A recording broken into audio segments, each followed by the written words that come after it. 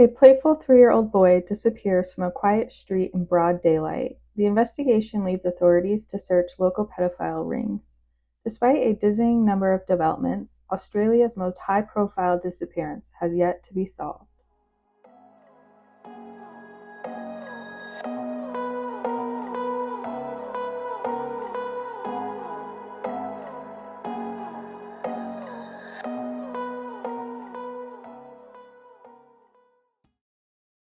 Welcome to Without a Trace. I'm your host, Jolynn. Every file holds a mystery. Every story deserves to be heard. This is William Tyrrell's story. William Tyrrell, born on June 26, 2011, was a funny, playful, and active 3-year-old boy. He had an incredible sense of humor and was always laughing and smiling. William was very sociable and had 3 best friends from daycare. He was big into fire trucks and had a newfound love for Spider-Man. He could often be seen in his Spider-Man boots, gloves, and costume. William is described as being in generally good health, but he suffered from asthma, particularly during nights with cold weather, which he used an inhaler for. William's biological mother had a rough upbringing. She had become violent and quickly grew a criminal history from the time she was 18. She met William's father in 2009, and the couple began having a turbulent relationship. William's sister was born in 2010, and William followed in June 2011. William's mother had frequent run-ins with police and a string of petty crimes to her name. The pair were ordered to participate in a domestic violence course and were told not to associate with one another. When William was just 11 months old, the couple was seen together on CCTV footage, resulting in the order to remove William and his sister from their care. William and his sister were placed in foster care with a wealthy couple on the North Shore. The transition seemed difficult for William, and he was described as being furious toward his foster mom, often hitting and biting her. Despite this, the couple welcomed William and his sister with open arms. The wealthy couple had everything, except children, so when William and his sister entered their lives, they had plans to adopt them. He was encouraged to call his foster parents Mommy and Daddy. On September 12, 2014, William's foster mom drove William and his sister 4 hours from Sydney to their foster grandmother's house in Kendall. The foster grandmother lived in a 2-story, 3-bedroom home on an acre of land on a quiet dead-end street. The children spent the morning playing outside with their foster mom and grandma, sitting outside watching. Between 10 and 10:25 a.m., William and his sister were playing hide-and-seek in the front and backyard. William's foster mom went inside to make a cup of tea, but became worried after she failed to hear William playing for 5 minutes. Her last memory is of William imitating a tiger's roar while running toward the house. Then there was silence, and he had disappeared. The foster mom searched the house and yard for him with no avail. Shortly after, William's foster dad returned from a business trip in Lakewood and joined in the search. He began searching the street and knocked on the doors of neighbors. At 10:57 a.m., the foster mom alerted authorities of William's disappearance, and the New South Wales Police Force arrived at the residence at 11:06 that morning. Hundreds of authorities and community members searched into the night for William, with 200 volunteers continuing the search overnight. Hundreds combed the rugged terrain surrounding the home, while police divers searched waterways and dams. Motorcycles and helicopters joined the search, trying to cover as much ground as possible. Police searched every house in the surrounding area several times. Detection dogs managed to detect William's scent, but only within the boundaries of the backyard. Despite the intense search, William could not be found. At 4:30 p.m., police searched the residence of William's biological parents. Police threatened to take the parents into custody until the mom produced ATM receipts showing that she was shopping in Blacktown at the time of the disappearance. William's biological family was cleared of any involvement in his disappearance. Due to William being in foster care at the time of his disappearance, William's biological parents were prevented from being named for legal reasons. However, they were allowed to speak during a 60 Minutes interview on the condition that they didn't show their faces.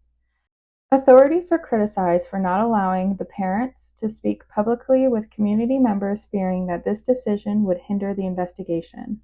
Police publicly responded, quote, "Their key priority is to always act in the interests of the safety and well-being of children and not in any way to jeopardize ongoing police investigations."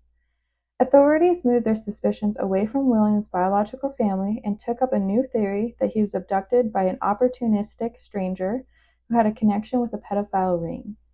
Specialists soon joined the investigation, including a sex crime squad and a team of specially trained investigators who were experienced in the unexplained disappearance of young children. They interviewed dozens of people, including a number of registered sex offenders living in the surrounding area of Kendall, where William went missing. Authorities believe two persons of interest in the case, both convicted child sex offenders, may have met up on the day William vanished. Both were members of a group called Grandparents as Parents Again, a known link with a local pedophile ring. The family of one of the persons of interest, who had 90 known convictions to his name, said he was going to visit another child sex offender on that day and that he returned home drunk. The pair were questioned by police and denied being friends or having any involvement in William's disappearance.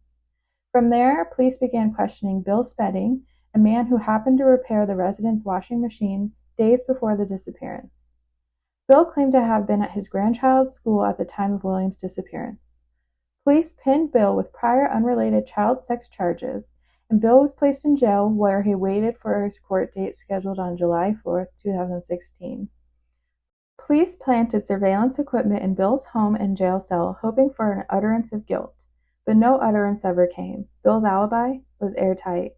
It was eventually confirmed that Bill was not involved in the disappearance, and all charges related to the historical offenses were dropped or dismissed.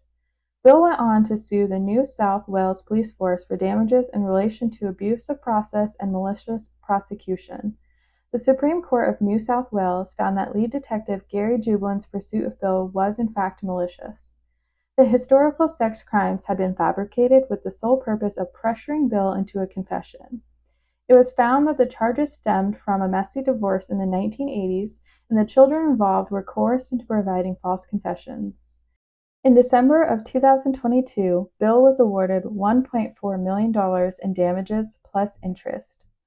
12 months into the investigation, police publicly shared their investigations into finding the drivers of two vehicles that were seen parked outside the foster grandmother's residence the morning that William vanished. One vehicle is described as a white station wagon and the other an older-style gray sedan. Both vehicles were unknown to the neighborhood, and there was no logical reason that they would be parked on the dead-end street. Reportedly at 9 a.m. on the morning of William's disappearance, a gray or green sedan drove past the residence while William and his sister were riding their bikes in the driveway. The sedan made a U-turn in the neighbor's driveway and drove out of the street. Another four-wheel drive vehicle was sighted driving out of the no-through street around 10:30 a.m., the time of William's disappearance. The same vehicle was later seen speeding down a different street. Police stated they knew about these vehicles since the investigation started, but did not release this information to the public as part of an investigation strategy. In the first 2 years after William disappeared, police received more than 1,000 suspected sightings. One sighting included a photo of a man with a young boy who looked strikingly familiar to William. However, within 24 hours, police received another call confirming the boy was not William. A second sighting showed a photo of a young boy and a woman at a McDonald's in Queensland. The boy looked similar to William and the woman looked like his foster grandmother, but police later confirmed the mother and boy were not them.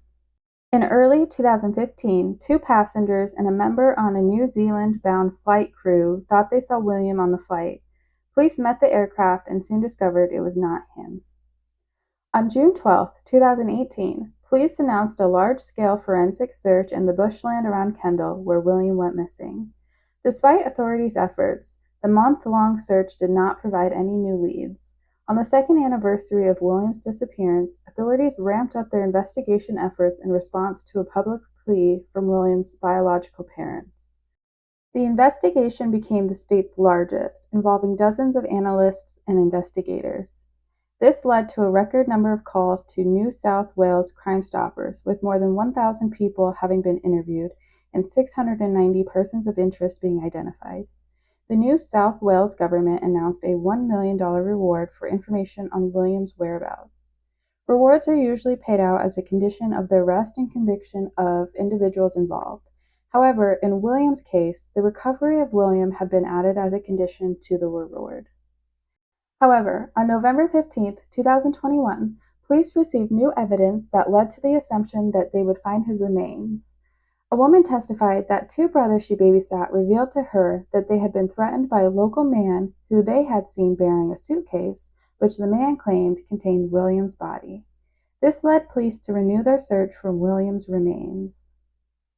A few days later, on November 17, 2021, media reported that William's foster mother and his now deceased foster grandmother were being treated as persons of interest in his disappearance as police began investigating a fall from the balcony at the grandmother's house. A few months later, in April 2022, William's foster mother was charged with giving false or misleading information. However, she was found not guilty in November 2022. On June 27, 2023, police recommended charges against William's foster mother for perverting the course of justice and interfering with the corpse because they believed she may have concealed his accidental death and then disposed of his body. Police began monitoring William's foster parents as part of the investigation into his disappearance. Authorities placed surveillance devices in the foster parents' home and cars, and their phone calls were intercepted. The foster mom was heard on a phone call saying, quote, "I kicked the child this morning. I kicked her hard." Recording from these devices in the home heard the woman kicking a child and smacking them with a wooden spoon. Other devices heard the woman threatening to slap the child in the face and throw them around. One recording inside the home captured a loud bang before a child could be heard crying out in pain.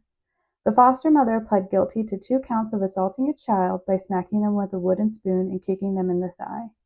She also pled guilty to 2 counts of intimidation against the same young child. In March 2024, both parents were found guilty of intimidation charges in relation to another child who was previously in their care. Despite decade-long search efforts and forensic testing, no trace of William has been found. Officials are still not certain what happened to him. Prosecutors expect to know in January if William's foster mother will be charged in his disappearance. She maintains she has nothing to do with the case. So, what do you think? Was William abducted by individuals involved in a local pedophile ring? Or is his foster family involved in covering up his accidental death?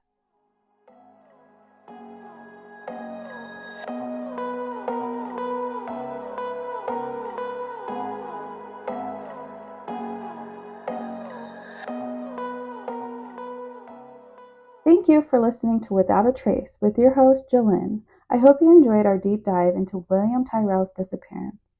If you enjoyed today's podcast, please subscribe and follow us on Instagram. And join me next week as I dive into another case.